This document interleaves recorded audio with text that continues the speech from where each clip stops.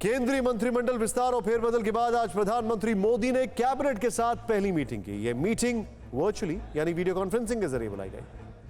इस बैठक में सभी 30 कैबिनेट मंत्री शामिल हुए। शाम 5 बजे बुलाई गई यह मीटिंग तकरीबन घंटे भर चली। इसमें किसान, कोरोना जैसे अहम मुद्दों पर अहम फैसले लिए गए। कोरोना से लड़ाई के लिए 23,100 करोड़ के इमरजेंसी हेल्थ पैकेज का ऐलान किया गया। इस मीटिंग के बाद स्वास्थ्य मंत्री मनसुख मंडाविया ने बताया कि कोरोना की तीसरी लहर से निपटने के लिए सरकार मजबूत इंफ्रास्ट्रक्चर तैयार करेगी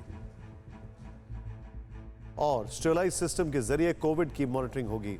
सेंट्रलाइज्ड सिस्टम के जरिए 736 जिलों में बच्चों के लिए आईसीयू बनाए जाएंगे। इसके अलावा 2,44,000 बेड और 20,000 नए आईसीयू बेड्स तैयार किए जा रहे हैं। कोरोना केस बढ़ने पर 5,000 और 2,500 बेड वाले फील्ड अस्पताल बनाए जाएंगे। हर जिले में 10,000 लीटर ऑक्सीजन स्टोरेज की व्यवस्था की जाएगी। जब पेशेंट को घर से हॉस्पिटल तक ले जाने के लिए एम्बुलेंस की आवश्यकता हो, उसके लिए भी हमने इस पैकेज में व्यवस्था की है। कुल मिला के मेडिसिन की भी किल्लत ना हो जाए, सेंट्रल लेवल पर भी बफर स्टॉक के लिए, स्टेट और डिस्ट्रिक्ट लेवल पर भी 1 करोड़ रुपीस की मेडिसिन डिस्ट्रिक्ट लेवल पर प्रोक्योर करके बफर स्टॉक कर सके, ऐसी भी व्यवस्था इस पैकेज में की गई है। कुल मिला के भविष्य में कोविड बढ़े तो उसका सामना देश अच्छी तरह से और योजनापूर्वक कर सके, इस पैकेज के माध्यम से सुनिश्चित किया है। मुझे विश्वास है कि इस पैकेज का इम्प्लीमेंटेशन 9 महीने में किया जाएगा और भविष्य में कोविड की जो स्थिति बढ़े तो उसका हम अच्छी तरह से सामना कर पाएंगे। लेकिन बचना होगा, क्योंकि सेंट्रलाइज्ड सिस्टम का सबसे बड़ा पिटफॉल था पूरा वैक्सीनेशन अभियान। वो सेंट्रलाइज्ड फोकस वैक्सीनेशन को एग्जीक्यूट नहीं कर पाया, यह मानना पड़ेगा। इसलिए सेंट्रलाइजेशन के साथ यह भी जरूरी है कि किस तरीके से उसका डेलीगेशन हो, वो देखना आवश्यक होगा। कोरोना महामारी, इकोनॉमी, महंगाई, बेरोजगारी, ये वो बड़े मुद्दे हैं जिस पर मोदी सरकार ने पूर्ण विराम लगाने का मन बना लिया। और इसके लिए अभी आपने नए स्वास्थ्य मंत्री की बातें भी सुनी। आपको बता दें कि कल शपथ ग्रहण के बाद आज मनसुख मंडाविया ने स्वास्थ्य मंत्री का कार्यभार संभाल लिया है। अब आपको इनके बारे में एक दिलचस्प खबर बताते हैं। करीब 9 साल पहले वर्ष 2012 में जब मनसुख मंडाविया को राज्यसभा भेजा गया था, तब गुजरात के तत्कालीन मुख्यमंत्री नरेंद्र मोदी ने मंडाविया को लेकर भविष्यवाणी की थी, जो आज सच साबित हुई है। તમને કદાચ લાગતું હશે કે આપણા મનસુખભાઈ રાજ્યસભામાં ગયા, સન્માન છે, હાલો જઈ આવીએ। મિત્રો, ઘટના એવી નાની નથી। આજની તારીખ 9:35 હું બોલી રહ્યો છું। કોઈને ડાયરી નોંધવી હોય તો નથી રાખતો।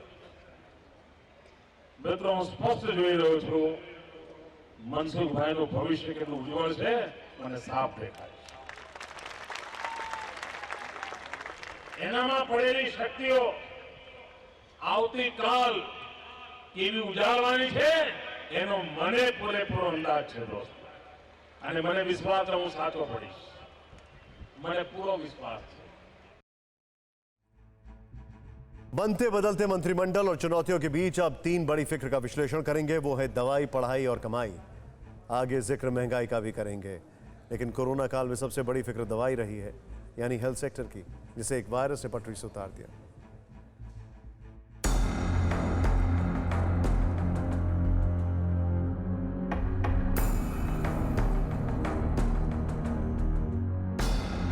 डेढ़ साल एक फिक्र, देश हलकान।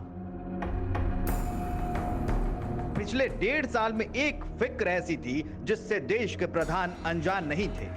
130 करोड़ आबादी इससे परेशान रही, लोगों की जेबें खाली होती रही। खासकर कोरोना की दूसरी लहर के दौरान करीब 1.5 महीने पूरा देश हलकान रहा। इस दौरान सबसे बड़ी फिक्र रही दवाई, पढ़ाई और कमाई, और प्रधानमंत्री इससे वाकिफ थे। इसलिए जब मंत्रालय विस्तार और फेरबदल की बारी आई, तब इन मंत्रालयों में चेहरे बदले गए।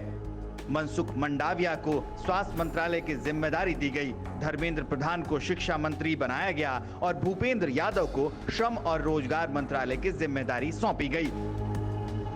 तो सबसे पहले बात स्वास्थ्य मंत्रालय की, क्योंकि पिछले 1.5 साल से देश में जो कुछ भी हो रहा है उसके केंद्र में स्वास्थ्य मंत्रालय ही है। कोरोना की दूसरी लहर इतनी तेज रही कि स्वास्थ्य सुविधा सरेंडर मोड में दिखी।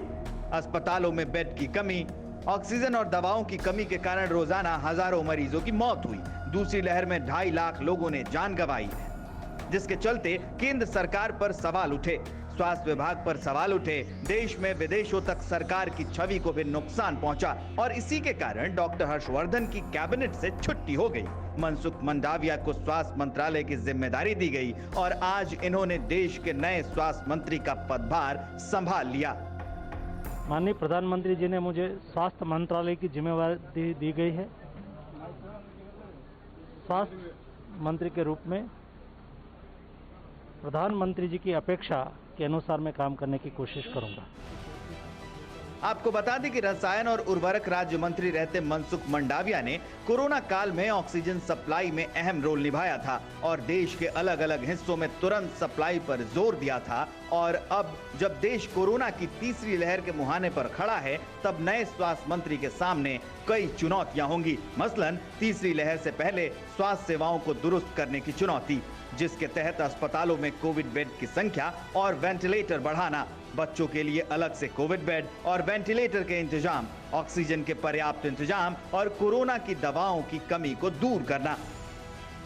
मतलब मनसुख मंडाविया के सामने सबसे बड़ी चुनौती है देश के हेल्थ सिस्टम में लोगों का भरोसा लौटाने की। इसके अलावा कम से कम समय में ज्यादा से ज्यादा लोगों को कोरोना वैक्सीन दिलाने की।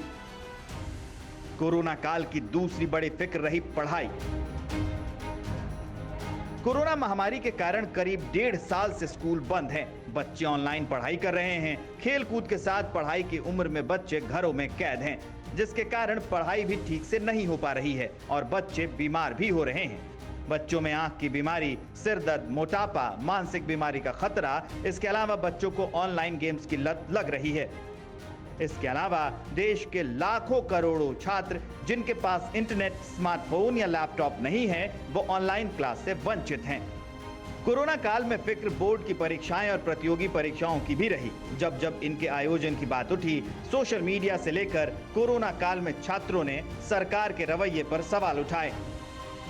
10वीं 12वीं की बोर्ड परीक्षाएं रद्द करनी पड़ी, कई दूसरी परीक्षाएं भी स्थगित की गईं।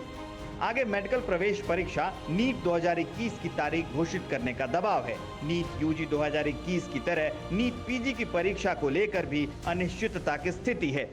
जेईई एडवांस 2021 का आयोजन कराना भी एक चुनौती है। ऐसे में जब धर्मेंद्र प्रधान को शिक्षा मंत्रालय की जिम्मेदारी दी गई, नए शिक्षा मंत्री के सामने ऑनलाइन मोड में चल रहे स्कूलों को वापस ऑफलाइन मोड में लाने की चुनौती है।